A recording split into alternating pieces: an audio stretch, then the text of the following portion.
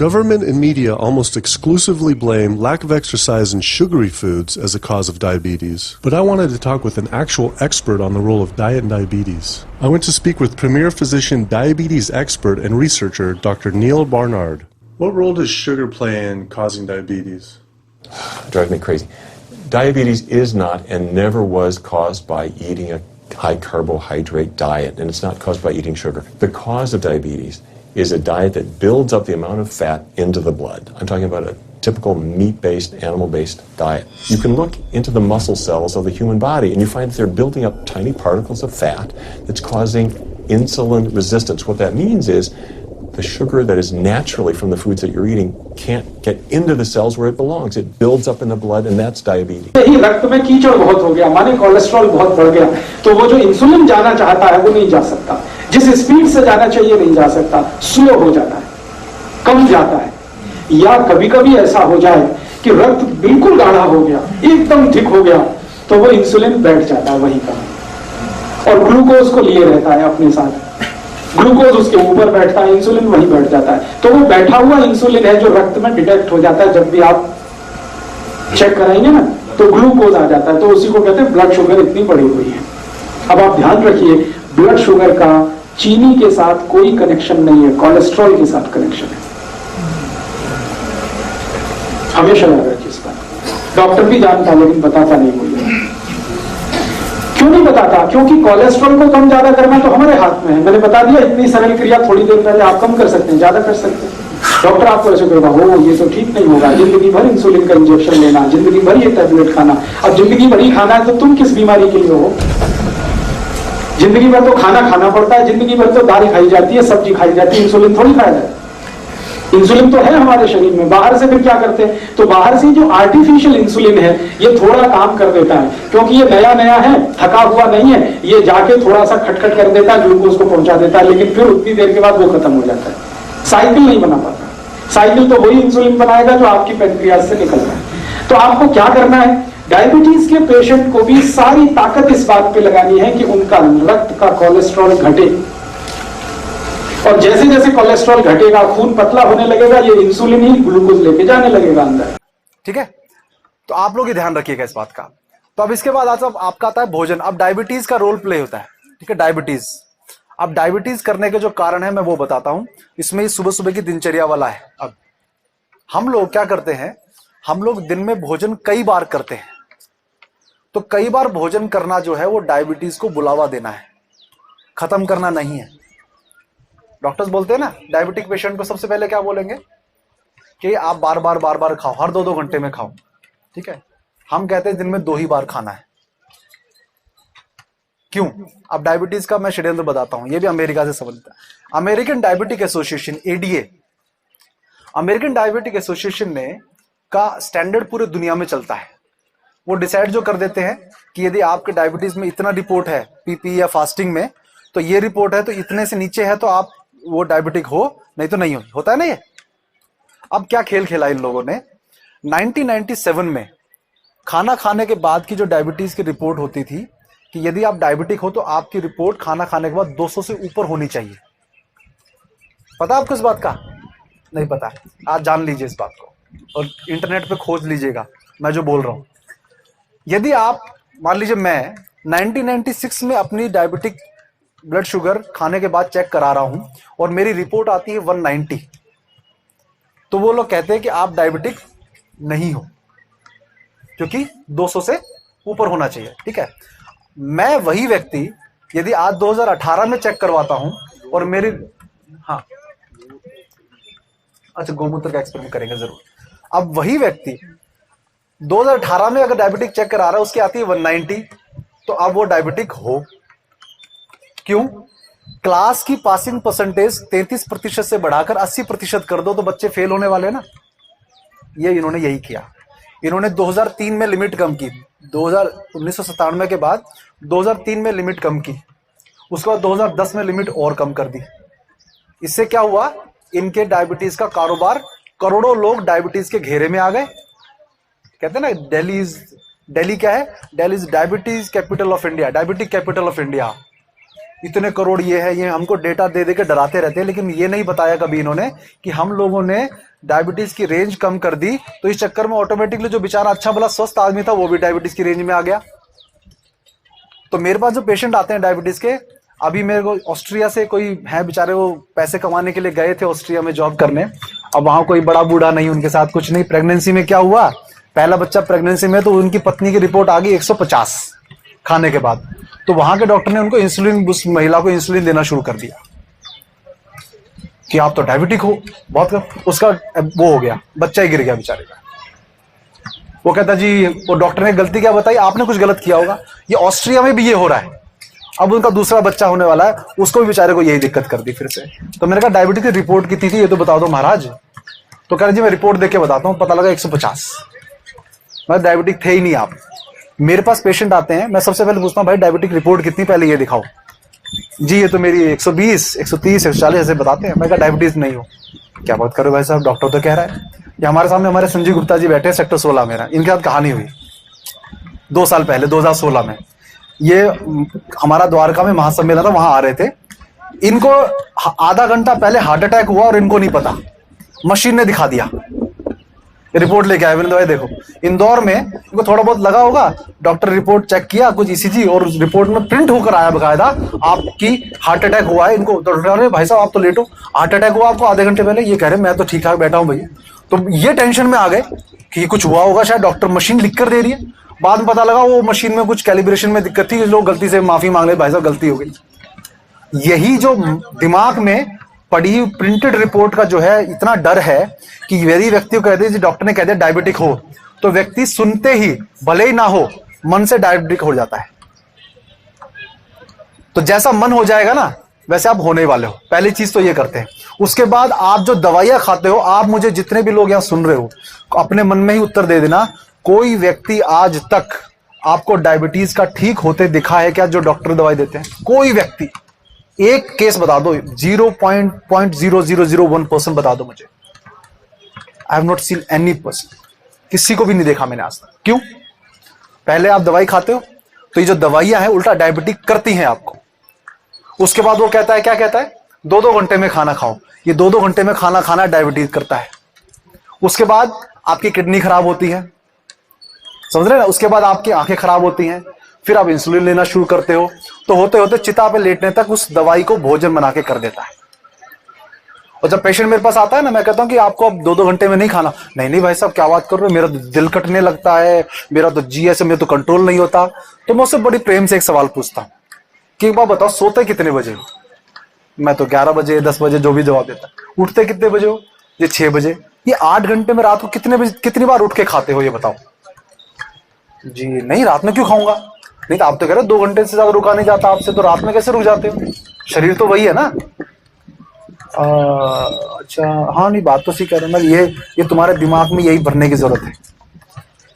तुमने अपने आप को डायबिटिक समझा हुआ है तो तुमको 2-2 घंटे में भूख लगती है। वो तुम्हारा दिमाग जो सोच है ना, तुम अपने आप को मरीज समझ के बैठे हो, वो लगवाता है तुमको भूख। नहीं मैं डायबिटिक हूं, मुझे भूख लगनी चाहिए, तो करेगा शरीर। तो आप लोग ध्यान दीजिए, जो मैं अब दिनचर्या पे आप कह रहा हूं, दिन में ये जो समय है ना, ये जिस समय सूरज उगा, ये सबसे बढ़िया समय है भोजन करने का। सूर्य उगने से 2.5 घंटे तक, मैक्सिमम 10 बजे तक मेरा लंच हो जाता है। 10 बजे तक मेरा लंच हो जाता है और शाम को 6 बजे मेरा डिनर हो जाता है। ये है मेरी दिनचर्या। अब आप लोग जो नौकरी कर रहे हैं, दुकान है, वो सब अपने दिमाग में प्रश्न उठाना, वो आपकी झंझट है। आप 6 बजे कैसे डिनर करते हो, मेरा काम था बताना। समझ रहे मेरी बात? तो सूरज उगने के साथ खाना और सूरज डूबने के साथ खाना, यही 2 सबसे बढ़िया समय। क्यों? अब आपको बताता हूं डायबिटीज होती क्यों है बार बार खाने से। आप लोगों के मन में सवाल तो आ रहा होगा ना। तो संजय भाई ने कहा था डायबिटिक पे बोलना है, तो इसलिए मैं विस्तार से बता रहा हूं। और क्या होता है आपके शरीर में, जो आपका पैंक्रियाज है ना, पैंक्रियाज पता है क्या होता है? अग्नाशय बोलते हैं आयुर्वेद में उसको। पैंक्रियाज जो है उसकी जिम्मेदारी क्या होती है? इंसुलिन छोड़ना। आप जो भी भोजन में कुछ भी, मान लो जब आपने गेहूं खाया, उसमें जो आपका, अगर सादी भाषा में बात करूं, शुगर जो होती है उसमें। और एक और चीज बता दूं मैं आपको, डायबिटीज का कारण शुगर नहीं होती। ये आप मुझसे स्टैम्प पेपर पे लिखवा लो। डायबिटीज का कारण शुगर नहीं है, चीनी नहीं है। इसका कारण मैं बताता हूं थोड़ी देर में आपको, ठीक है? ये भी दिमाग में अब रख के चलना। आपके खाने में गेहूं की रोटी खा रहे हो तो उसमें यह है, आप मीठा खा रहे हो तो उसमें है। उस शुगर को आपके सेल्स तक, कोशिकाओं तक पहुंचाने का काम कौन करता है? ब्लड पहुंचाता है, ठीक है ना? ब्लड में आपके क्या होता है? इंसुलिन छोड़ती है जब, तो उसका शुगर जो है आपके टूटकर आपके कोशिकाओं तक, सेल्स तक पहुंचता है, ठीक है? ये बेसिक समझ जाना आप। अब क्या होता है, दिन भर में आप मान लीजिए सुबह सुबह उठे, कई लोगों बादाम खाया। अब भोजन का मैं डेफिनेशन पहले बता दूं, दिन में कितनी बार भोजन करना है, भोजन की डेफिनेशन क्या है? यदि आपने एक मूंगफली का दाना, एक बिस्किट का पीस भी खाया तो शरीर के लिए वो एक टाइम का भोजन है। ध्यान रखना इस बात का। ये नहीं कि आप बैठोगे, रोटी खाओगे, सब्जी खाओगे तो मेरा वो खाना है, बाकी तो सब स्नैक्स हैं। ये स्नैक्स जो है ना, ये भी भोजन है आपके शरीर के लिए टेक्निकली। क्यों? क्योंकि जब आपके शरीर में कुछ भी सॉलिड जाता है, लिक्विड की बात नहीं कर रहा हूं, सॉलिड कुछ भी जाएगा तो शरीर को उसको पचाना ही पड़ेगा, और नहीं पचाएगा तो क्या होगा? Food poisoning. अब मैं मान लो आपने कुछ मूंगफली का एक दाना खा लिया या बिस्किट का, अब ऐसा तो नहीं है कि आपका जो है वो कहेगा शरीर शाम को पचाऊंगा इसको मैं, अब ये रहने दो पेट में, ये नहीं होता। जैसे कुछ भी सॉलिड गया पेट में, शरीर का पूरा डाइजेस्टिव सिस्टम ऑन हो गया, मतलब मच्छर को मारने के लिए एटम बम चला दिया आपने। तो सुबह सुबह आपने मान लीजिए सॉलिड पहला क्या खा लिया, मान लीजिए आपने एक बादाम, भीगा हुआ बादाम खा लिया, तो अभी उसका पाचन चल रहा है। पाचन चल ही रहा था कि आपकी मॉर्निंग टी का टाइम हो गया, बिस्किट के साथ हो जाता है ना, तो दूसरा सॉलिड भोजन चला गया। तो अभी क्या होता है, 1-1.5 घंटे का प्रोसेस होता है कुछ भी भोजन पचने के बाद आगे सरकाने का। लेकिन 1.5 घंटे से पहले आपने अभी एक बिस्किट और 2 बिस्किट खा लिया आपने, वो भी कौन से, कोई जो बड़े आपको लगता है बड़े शुद्ध है, बढ़िया है वो वाले। अब खा लिया, 2 बार का भोजन हो गया, टेक्निकली 2 भोजन हो गया। अब 1 घंटा हुआ नहीं था, शरीर उसको पचाने में लगा था, उस पर और डल गया, अब उसको पाचन रुक कर शरीर कहता है अरे एक और आ गया भैया, अब इसको भी पचाओ। नहीं पचाएंगे तो फूड पॉइजनिंग हो जाएगी, या सड़ेगा, या कुछ भी होगा। तो क्या होता है, तीसरी बार अब आपका नाश्ते का टाइम है, अभी पोहा, पराठा या कुछ भी जो खाते हो, अब नाश्ते का टाइम है, 3 बार का भोजन हो गया। ऑफिस पहुंचते हैं आप, तो अभी लंच साथ लेकर गए हैं, तो 1 बजे आपका लंच होगा, ठीक है? लंच कर लिया, 4 बार हो गया। शाम को नेचुरल तरीके से भूख लगती है 5 से लेकर 7 बजे तक, बड़ी भयंकर भूख लगती है, सबको लगती है ना, क्योंकि वही नेचुरल टाइम है खाना खाने का। उस समय हम क्या करते हैं, अरे यार चल वो लिया, समोसा लिया है, चल समोसा खाते हैं। आज समोसा हो जाता है, अगले दिन कचौड़ी हो जाती है, किसी दिन बर्गर हो जाता है, कुछ दिन कुछ हो जाता है, होता है ना ऐसा। या इवनिंग टी तो ऑफिस में और सरकारी ऑफिसों में तो होता है, चाय बनाने का जुगाड़ी वहां किया होता है, कुछ खाने पीने का सब व्यवस्था की होती है। तो 4 बार का हो जाए, 5वीं बार का वो शाम की इवनिंग टी हो गई। अब शाम को घर जा रहे हैं, रास्ते में कुछ दिख गया तो हमारे को अब भूख नेचुरल लगी हुई है, खाना खाने का टाइम है, डिनर करने का टाइम है, लेकिन उस समय रास्ते में कुछ महक आ गई अच्छी सी, अरे यार चलो खा लेते हैं, अभी रास्ते भूख इतनी देर लगी, 2-1 घंटा लगेगा, खा लिया, 6 बार भोजन हो गया। उसके बाद अभी रात का खाना बचा है, रात का बचा हुआ है, तो अभी 9 बजे, 10 बजे, 11 बजे जब भी है वो खाना बचा हुआ है, उसमें खाते हैं वो कि अगर पैसा है हमारे पास तो आप अभी गर्मियों में खाएंगे भिंडी, गोभी, और दिसंबर में खाएंगे भिंडी, एक तो वो। दूसरा, दही खाने का ऐसा वहम है सबको। कल ही शाम को एक किसी बर्थडे पार्टी में गए तो हम तो खाना घर से खा के जाते, वो कहते खाना खाइए जी, तो हम झूठ बोलते खा लिया जी, तो उनका 6 बजे घर से खाना खा के आए तुम्हारी पार्टी में, देखा वहां पर बर्फ डली हुई रायता। मतलब रात को दही खाना किस समझदार इंसान ने बताया, मुझे आज तक समझ में नहीं आया।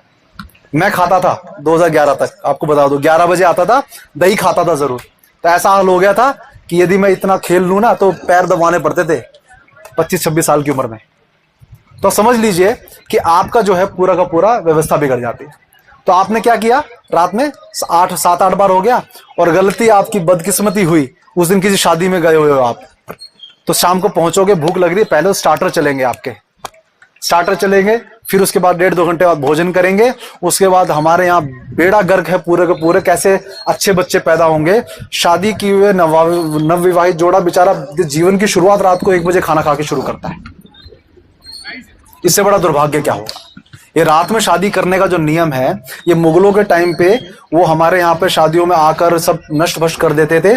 मुगलों के टाइम से डर के इन्होंने रात में शादी करना शुरू किया। नहीं तो साउथ इंडिया में कभी जाइएगा, वहां सुबह 6 बजे 4 बजे तो वो शहनाई बजना शुरू हो जाती है, और 7 बजे तो फेरे होके निपट जाता है सब कुछ, और 9 बजे तो भोजन चल रहा होता है वहां। वो लोग बचे हुए थे मुगलों के ज्यादा अत्याचार से, यहां पे सब कचरा हो गया।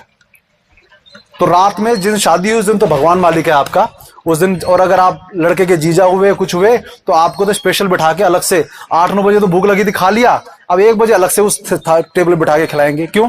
अरे अरे फैमिली है ना अलग से, और ऐसे नए नए चीजें परोसेंगे आपको, भगवान जाने क्या। तो नवविवाहित जोड़ा जो आइसक्रीम खा के अपने जीवन की शुरुआत कर रहा है ना, उनके तो जीवन का भगवान मालिक। ये आयुर्वेद में नियम है, रूखी चीजों से परहेज करना शादी के 6 महीने तक।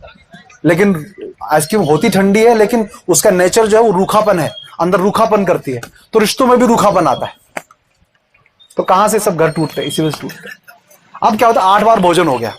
अब आता हूं मैं इस पे, आपके शरीर में पूरे दिन के लिए लिमिटेड अमाउंट ऑफ पाचक रस बनता है, सीमित मात्रा में पाचक रस बनता है। अब उस पाचक रस को, जैसे स्वस्थ व्यक्ति है तो 1.5 लीटर के लगभग बनेगा, बूढ़ा है थोड़ा कम बनेगा, तो मैं एवरेज लेके 1200 ml या 1000 ml 1200 ml लेके चलता हूं। अब अपना किया हुआ भोजन आप कितनी बार में डिवाइड करोगे, ये आप लोगों पर निर्भर करता है। मान लीजिए 1 बार खाए योगी, 2 बार खाए भोगी, 3 बार खाए रोगी, बोलते हैं ना, क्यों बोलते हैं? अब उसका विज्ञान समझाता हूं आप लोगों को। जो व्यक्ति 1 बार खाएगा दिन में, पूरा का पूरा पाचक रस उस एक भोजन को मिलेगा, तो आपकी जो डाइजेस्टिव कैपेसिटी है ना, डाइजेशन करने की, 100% बहुत बढ़िया से पूरा शरीर अब पाचन करेगा। अब आपने करे 2 बार, अब योगी थे, अब आप भोगी बन रहे हो, तो 2 बार में भोगी की गाली है कि भोगी हो आप। तो अब सुबह और शाम 2 बार कर रहे हो, तो 600 ml डिवाइड करता है, 2 बार हो गया, एक्सेप्टेबल है। अब 3 बार खाए रोगी, तो जो व्यक्ति सुबह खा रहा है 1 बार, फिर दोपहर को खाना लंच कर रहा है ऑफिस में, और रात को क्या कर रहा है, लंच डिनर कर रहा है, और वो जो सबसे हैवी, तो वो तो रोगी बनने वाला है, जो आप लोगों में से बहुत सारे लोग बने हुए हैं या आपके परिवार में बने हुए हैं। यही नियम है ना। तो 3 बार में डिवाइड हो जाता है, तो 400 ml 400 ml 400 ml, फिर भी चलो मान लिया ये भी है। अब 8 बार खाने वाले को क्या बोलोगे आप? उसको तो मुर्दा ही बोलना पड़ेगा बेचारे को। 8 बार मतलब क्या है, आपका भोजन 8 बार, वो पाचक रस 8 में डिवाइड हो गया, तो 1 बार के भोजन को कितना मिल रहा है आपको? बहुत कम मिल रहा है ना पाचक रस। अब क्या होता है, अब कहानी सुनना ही, आप बड़ी सादे भाषा में बता रहा हूं, मैं टेक्निकली बहुत डॉक्टरी भाषा में बात करता हूं, लेकिन करूंगा नहीं क्योंकि मेरी आदत नहीं है। अब आपका जो पैंक्रियाज क्या होता है, पेट में पाचक रस एक दिन चलो कर लिया, एक दिन शादी, रोज हो थोड़ा शादी है, लेकिन आपका तो नियम है रोज का 6 बार 7 बार खाने का, टेक्निकली है ना। किसी को जो थोड़ा सा टेस्ट कर लिया, किसी कुछ टेस्ट कर लिया। अब क्या होता है, पेट में जब ये पाचक रस शरीर का खत्म हो जाता है ना, तो पैंक्रियाज को सिग्नल जाता है। जब 1 साल 2 साल 5 साल 10 साल आप हमेशा ये गलती करते हो, तो जैसे ही पाचक रस पेट में 7 बार 8 बार खाना हो गया, अब रात का वो जो 1 बजे का खाना है मान लीजिए, अब वो करना है। अब वो जब खा लिया तो आपके पेट को सिग्नल जाता है, भैया पाचक रस नहीं है, अब ये खाना तो आ गया, पचाएगा कैसे? तो सिग्नल जाता है ब्रेन। अब शरीर जो है सर्वाइवल के लिए काम करता है कि कैसे जिंदा रहे। तो आपका क्या होता है, सिग्नल जाता है किसको? पैंक्रियाज को, भैया तुम बनाओ। वो कहते हैं जी मेरा काम तो इंसुलिन बनाना है, मैं ये बनाऊं या वो बनाऊं? नहीं, इमरजेंसी है, खाना सड़ेगा, बनाओ। तो एक बार वो कर लेगी। जब आप 4 साल 5 साल 6 साल रोज आपका यही काम है, तो पैंक्रियाज बोलेगी, पैंक्रियाज के पास एक limited amount of beta cells होते हैं, बीटा सेल्स जिंदगी भर के लिए।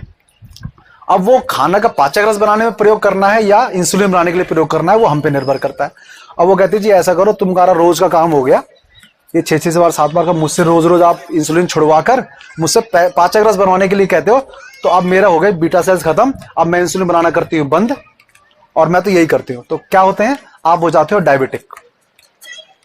समझ रहे हो? अब आपके शरीर में प्राकृतिक रूप से इंसुलिन छोड़ना पैंक्रियाज बंद कर देती है, और अब आपके शरीर में आपको ऊपर से इंसुलिन लेना पड़ता है, जो आपकी किडनी भी खराब करता है, बाकी सब खराब करता है।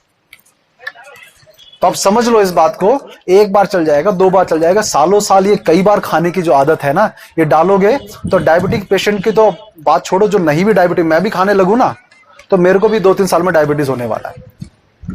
तो डायबिटिक पेशेंट कैसे ठीक हो जाएगा बार बार खाने से? सोच सकते हो? कभी नहीं होता ना। हाँ, तो जिन लोगों को डायबिटीज हो गया है वो क्या करें? एक बहुत अच्छी औषधि है आयुर्वेद में, उसको बोलते हैं सप्तरंगी। वो सप्तरंगी की जो औषधि है हम लोग गौमूत्र में प्रयोग करते हैं, गौमूत्र में अपने पेशेंट्स को पिलाते हैं। तो आप लोग इस मान के चलिए, जितने भी लोग डायबिटिक नहीं भी हैं तो आप डायबिटिक हो ये मान के चलो, अपने जीवन को डायबिटिक पेशेंट वाली लाइफ जीना शुरू कर दो, कभी डायबिटीज नहीं होगी। समझ रहे हैं? तो आपने आपको ये सप्तरंगी की जो औषधि है ये बहुत अच्छा काम करती है, गौमूत्र मिलके तो इसके गुण और बढ़ जाते हैं। आप समझ रहे हैं? तो आपको क्या करना है, सप्तरंगी की औषधि और घर से 5 जहर निकालने हैं।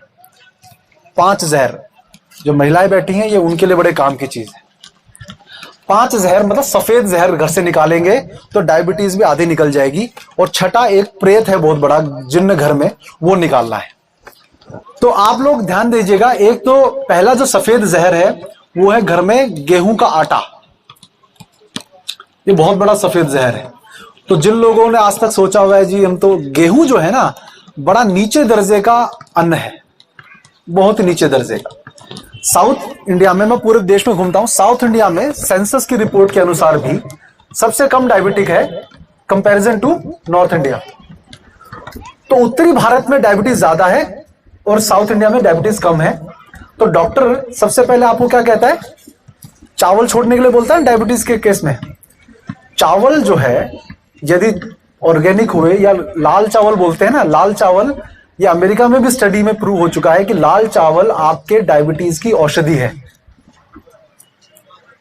तो साउथ में चावल खूब खाते है ना, तो वहां तो डायबिटीज ज्यादा होनी चाहिए थी, कैसे कम हो गई? क्योंकि वो लोग चावल खाते हैं, अच्छा चावल खाते हैं। हमारी तरह पॉलिश किया हुआ चावल ज्यादा नहीं खाते। बाजारों में मिलता होगा, होटल में अलग बात है, घरों में सब लोग जो है वो अनपॉलिश्ड चावल खाते हैं।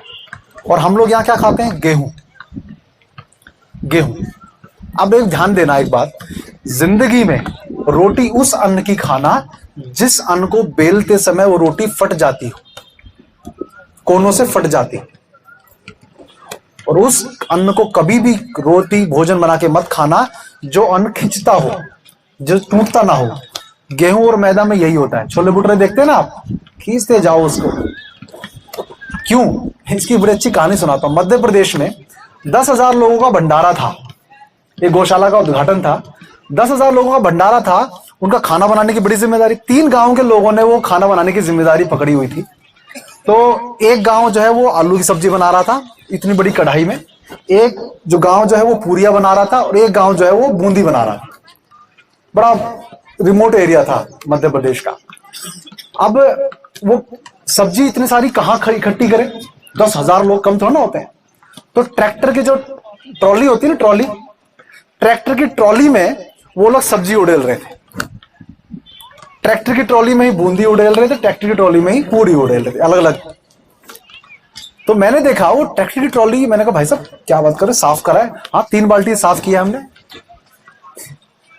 3 पानी। अच्छा, अब देखो लीक नहीं हो रही वो, तो लीक नहीं, उसके लिए क्या चिपकाया हुआ उन्होंने, गेहूं का आटा उस ट्रॉली के अंदर से पूरा, इतनी मोटी मोटी लेयर कि वो लीक ना हो। मतलब लिफाफे जैसे पहले चिपकाते थे ना, किससे चिपकाते थे, आटे की लोई से चिपकाते थे ना पहले लिफाफे। ये जो इसका गुण है ना, ये पेट में जाके भी यही करने वाला है, जिसके कारण जो कॉन्स्टिपेशन बताया था ना अभी, चिपकने वाला गुण। छोले भटूरे खाने वाले, ये जो गेहूं की रोटी घर में खाते हो, कहते चिपकने वाला गुण, यही आपके पेट में जाएगा तो यही दिक्कत करेगा। आप समझ लीजिए, रोटी उस अन्न की खानी है जिस अन्न की रोटी बेलते समय टूट जाए। कौन कौन सा है वो अन्न? बाजरा है सर्दियों में, जौ का है ना, ज्वार का, मक्के का, सब आटे टूटते हैं, देखा ना। लेकिन हम लोगों को तो सुंदर सुंदर रोटी चाहिए, रोटी भी सुंदर चाहिए, पेट में जाके भले ही कुछ करे। कई लोग कलर इस्तेमाल करते हैं खाने में। मैं राजस्थान में गया, उन्होंने हलवा दिया बड़ा लाल लाल, मैं कहा ये हलवे का कलर ऐसा क्यों है? गाँव बिल्कुल, जिससे कलर बड़ा अच्छा आता है इसका, हमने रंग डाला इसके अंदर। बड़ी खुश होकर बता रही कितना एडवांस काम किया। और कढ़ाई में खाना बनाते हैं, काला, ये जो सब्जी काली हो जाती है। अरे शादी करनी है उससे तुमने, पेट में जाके पोषकता देगी वो नहीं देख रहे। सुंदर खाना सुंदर दिखना चाहिए, भले पोषण कुछ ना हो उसके। ये बड़ा प्रॉब्लम हो गई। तो आप लोग घर में गेहूं का आटा, कभी भी देखिएगा, कोई भी पूजा पाठ होता है, कुछ होता है, कभी गेहूं का प्रयोग होते देखा आपने? किसी भी पूजा पाठ में कोई पंडित कहता है गेहूं ले आओ, जौ बोलेगा। यहां पे भी टीका लगाने के लिए क्या होता है? चावल, अक्षत का टीका लगाते हैं ना, क्यों? क्योंकि इनका हमारे आयुर्वेद में बहुत ऊंचा स्थान है। गेहूं बहुत बाद में आया, और गेहूं जो है बड़ा कभी कभी प्रयोग करने वाली चीज हुआ करती थी कुछ चीजों में बस, लेकिन हम लोगों ने उसको मेन अपना अन्न बना लिया। तब से हम लोग डायबिटीज से फंस गए। पूरी दिल्ली की बेल्ट, पंजाब की बेल्ट, हरियाणा की बेल्ट, सब गेहूं खा खा कर डायबिटीज में फंस गए। तो डायबिटीज का बहुत बड़ा कारण है आपका क्या? गेहूं का आटा। और गेहूं को भी और फाइन कर दो तो बनती है मैदा, तो वो तो बर्बाद करने वाला। तो अब जो घरों में क्या होता है, सुबह सुबह मैदा की ब्रेड आती है ना, तो जिन घरों में ब्रेड आती है उन घरों की महिलाएं, माफ करिएगा लेकिन आलसी है। क्यों? भाई जिस देश में रोटी बनाना, पूरी बनाना, पराठे बनाना, इस सब कचौड़ी सब आता है, उस घर में बच्चे ब्रेड खाएं। आज भंडारे होंगे ना हनुमान जयंती पे, कई लोग देखना क्या करने वाले, आलू की सब्जी बनाएंगे, साथ में ब्रेड रख देंगे। पूरी बनाने का झंझट से भी छुटकारा, मगर तुम पुण्य कमा रहे हो, पाप कमा रहे हो। तो ये काम नहीं करना है। दूसरा सफेद जहर आपके घरों में है, वो है नमक, आयोडीन युक्त नमक। अपने घर से आज ही फेंक दो। क्यों? आप कहोगे जी ये तो आपने बड़ी उल्टी बात कर दी, आज तक तो हम यही, सरकार भी यही बोलती है। सरकार तो वो बोलेगी जिसमें उनको टैक्स ज्यादा मिल जाए और आप लोग बीमार पड़ो। ये कड़वी सच्चाई है, इसको ग्रहण कर लो, जिसको बुरा लगता हो लगने दो। कोई भी सरकार इस दुनिया में अपने प्रजा को अपने से स्ट्रांग नहीं करना चाहती। और भारत सरकार, अभी हम थोड़े दिनों में डेटा रिलीज करेंगे, भारत सरकार का कोई भी काम बिना कर्जा लिए नहीं हो रहा। कर्जा किससे मिलता है? वर्ल्ड बैंक से, दुनिया कई देशों से। तो जब तक आपकी जीडीपी अच्छी नहीं होगी, कर्जा नहीं मिलेगा। और जीडीपी अच्छी तब होगी जब हॉस्पिटलों का धंधा खूब चले, ट्रांजैक्शंस खूब हों, चोरियां खूब हों। हम जैसे स्वस्थ लोग इनके सरकार के किसी काम के नहीं, क्योंकि हम लोग बीमार नहीं पड़ते, हॉस्पिटलों का धंधा नहीं बढ़वाते। धंधा नहीं बढ़ेगा तो टैक्स नहीं मिलेगा, टैक्स नहीं मिलेगा जीडीपी नहीं बढ़ेगी, जीडीपी नहीं बढ़ेगी तो लोन नहीं मिलेगा। तो 5 साल में तो अपनी जीडीपी बढ़ा भी दिखाई नहीं है ना, तो बीमार भी लोग करने पड़ेंगे ना। तो समझना इस बात को। नमक जो है, नमक हमारे देश के लोगों को बांझ करने के लिए बनाया गया, आयोडीन वाला इंट्रोड्यूस किया गया। इसका किसी को अगर प्रूफ ढूंढना है तो एक 1974 का अमेरिका का एक डॉक्यूमेंट है, इसको याद कर लो भले ही, नेशनल सिक्योरिटी स्टडी मेमोरेंडम 1974। ये आपको ऐसी बात बता रहा हूं जो आपको कोई नहीं बताएगा। इसका डॉक्यूमेंट है पूरा, विकिपीडिया पे पढ़ लेना, पूरा पीडीएफ 110 पेज का। 1974 में अमेरिका ने एक नेशनल सिक्योरिटी स्टडी मेमोरेंडम बनाया। इस नमक की भूमिका बता रहा हूं आपको, कितना गहरा षड्यंत्र है, ये छोटी मोटी चीज नहीं है। दुनिया, अमेरिका ने उसका बड़ा अच्छा, एक विकिपीडिया पढ़ोगे आप, जिनको अंग्रेजी आती है उनको थोड़ा सा सुविधा होगी। वो ये कहते हैं अमेरिका को आने वाले 50-100 सालों में बहुत सारे खनिज पदार्थों की, नेचुरल रिसोर्सेज की जरूरत है। उस रिसोर्सेज को पूरा करने के लिए हमको दुनिया के कई देशों के नेचुरल रिसोर्सेज की आवश्यकता पड़ेगी। समझिएगा मैं जो कहना चाह रहा हूं। इसके लिए हमको उनके नेचुरल रिसोर्सेज पे कब्जा भी करना पड़ेगा। उसके लिए इन देशों की जनसंख्या कम से कम बढ़े, इसका हमको प्रबंध करना है। यह शब्द है, एग्जैक्टली यही शब्द है उसमें अंग्रेजी में। तो उन्होंने क्या किया, और उन्होंने ये कहा कि जो देश हमारे जनसंख्या कंट्रोल करने के प्रोग्राम्स को लागू करेंगे, उन देश को हम सबसे ज्यादा मदद करेंगे। और उन्होंने 13 कंट्रीज आइडेंटिफाई की, 13 देश, जिसमें Bharat, Pakistan, Bangladesh, Mexico, Philippines, Thailand, ऐसे के 13 देश थे कि ये लीस्ट डेवलप्ड कंट्रीज का उन्होंने नाम दिया इनको, कि ये लीस्ट डेवलप्ड कंट्रीज हैं। इन लोगों की इस 2000 तक, 2018 तक, 2020 तक, 30 तक जनसंख्या इतनी हो जाएगी, तो हमको ऐसे कुछ उपाय करने हैं कि इनकी जनसंख्या इस साल तक इतनी ही बढ़े। मतलब हमारी देश की जनसंख्या कंट्रोल, ठीक है, हमको करनी होगी, हम कर लेंगे अपने तरीके से। तुम कौन होते हो बताने वाले? जनसंख्या बढ़ने की प्रॉब्लम किसी को लगती है तो लगती है, ठीक है, लेकिन हम कम करेंगे ना उस हिसाब से। तुम लोग अपने संसाधनों को, कि हमारे देश पे तुम संसाधनों पे कब्जा करोगे, उसके लिए तुम प्लान बनाओ। कौन होते हो तुम? तो क्या प्लान बनाए? 1974 के बाद देश में नसबंदी का प्रोग्राम चला ना, उसके बाद ही हमारे देश के बच्चों के पाठ्यक्रम में आयोडीन नमक घुसा दिया गया। पढ़ा है ना आप सबने बचपन में? नहीं तो घेंगा हो जाएगा, गोइटर हो जाएगा, बच्चे मंदबुद्धि पैदा होंगे, ये सब दिखाया ना, सीखा ना हमने। हाँ, उसके बाद क्या हुआ आपका, दुनिया में एबॉर्शन कराने की टेक्निक्स को इजीली उपलब्ध करा दिया जाए, इसकी भी व्यवस्था उन्होंने कहा हमने करनी पड़ेगी। और सन 2000 तक 2 चाइल्ड पॉलिसी लोगों के दिमाग में घुसा देनी है। इसके लिए हमको फिल्मों का सहारा लेना पड़ेगा। तो ऐसी फिल्में बनाई जाने लगी जिसमें यह दिखाया जाने लगा कि बुढ़ापे में बच्चे जूते ही मारते हैं। राजेश खन्ना की आई थी ना अवतार फिल्म, क्या था कि लोगों को बुढ़ापे में बच्चों के ऑल्टरनेटिव सुझाने हैं कि बच्चों से सिक्योरिटी नहीं मिलती।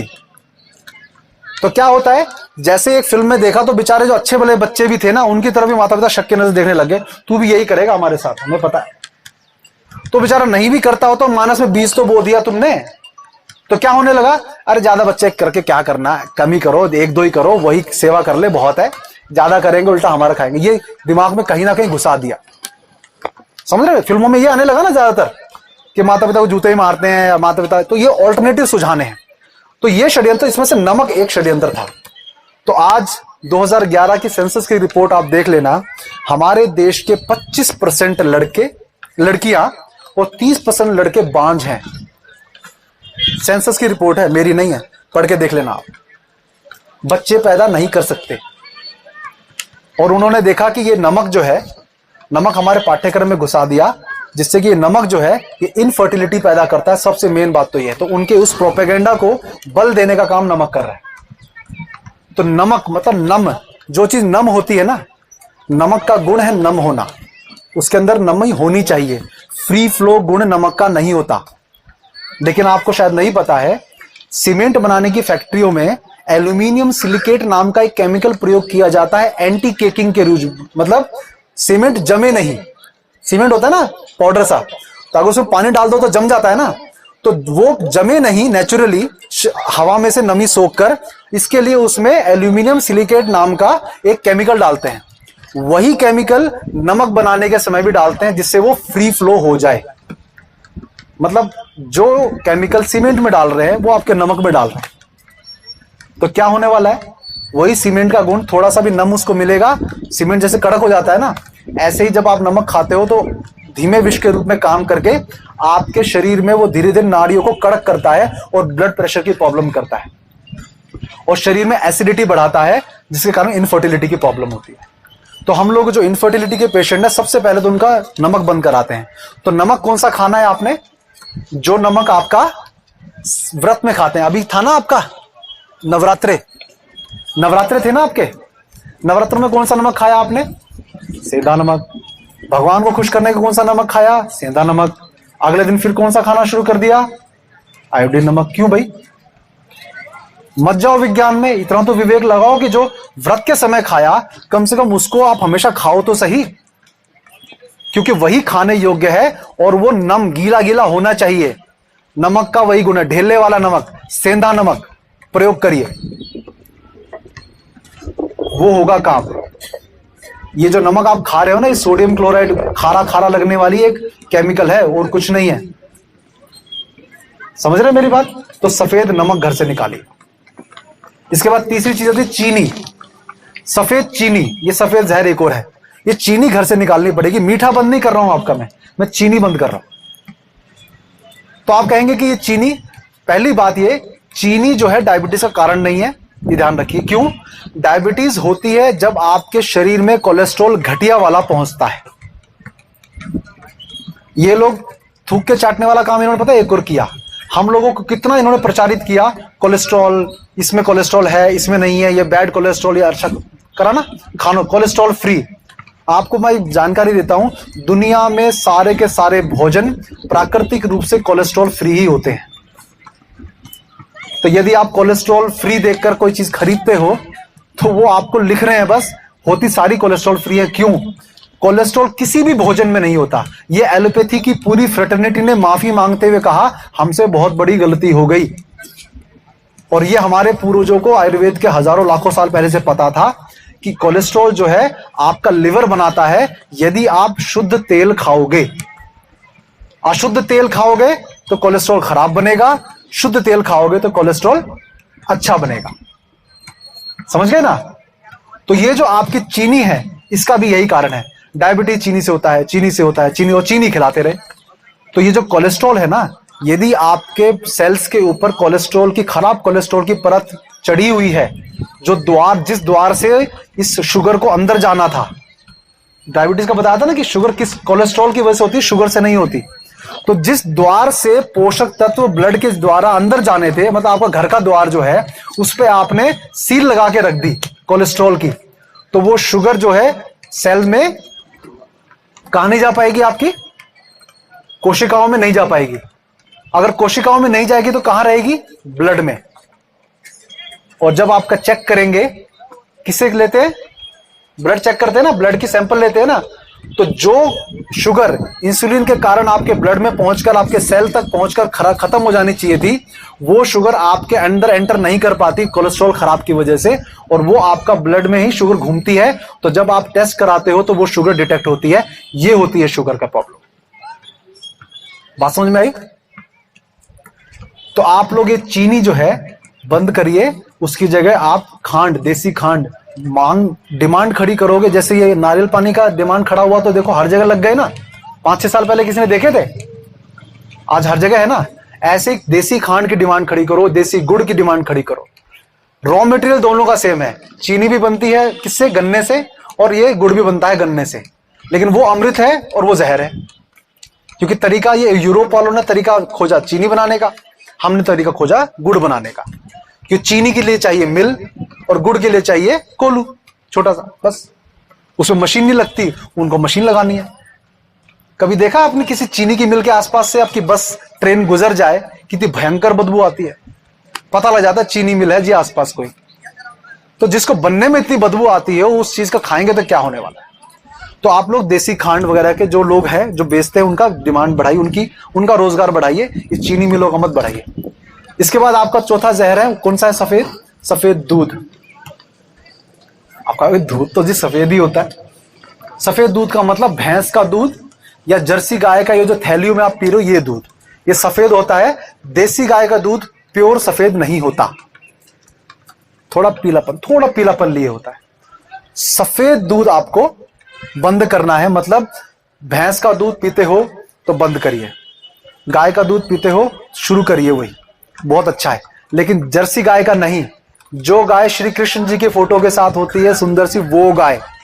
अब जिन लोगों को लगा कि जीव तो जीव होता है, वो सबों के तर्क मैं बाद में बताऊंगा। मुझे कभी फोन कर लेना, बड़े अच्छी बड़े भिगो के जूते मारता हूं ऐसे लोगों को मैं, जो ये कहते हैं कि जी गाय का, आप तो गाय की ही बात करते रहते हो, गाय का। ये तो गौरक्षकों का नाम खराब कर दिया ना पूरा का पूरा। ये षड्यंत्र इसलिए बहुत बड़ा है कि गाय वालों का नाम खराब कर दो। गाय जो है धर्म से जोड़ दो, बस। गाय धर्म से जुड़ी हुई नहीं थी।